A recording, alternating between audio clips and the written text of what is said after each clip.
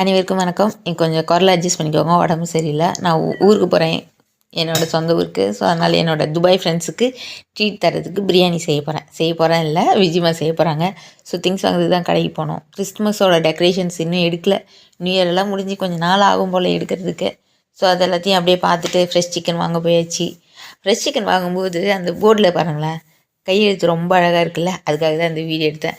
என்னமோ அப்படியே பிரிண்ட் பண்ண மாதிரி அழகாக எழுதுனாங்க. ஒரு அண்ணா கிட்டே கேட்டது யார் எழுதுனா, இன்னொரு முஸ்லீம் அண்ணா இருக்காங்க, அவங்க தான் எழுதுவாங்கம்மா அப்படி சொன்னது. ஹேண்ட் ரைட்டிங் சூப்பராக இருந்தது, அதுக்காக வேண்டி அது வீடியோ எடுத்தேன். அடுத்து கிறிஸ்மஸ் தாத்தா பொம்மை வந்து இந்த சைக்கிளில் வச்சுருந்தாங்க. நான் இது டெக்கரேஷன் ஐட்டம், சரி அந்த சைக்கிள் மூவ் பண்ணுமான்னு இழுத்து பார்த்தேன். பார்த்தா அந்த கிறிஸ்மஸ் தாத்தா அப்படியே மூவ் ஆனார்.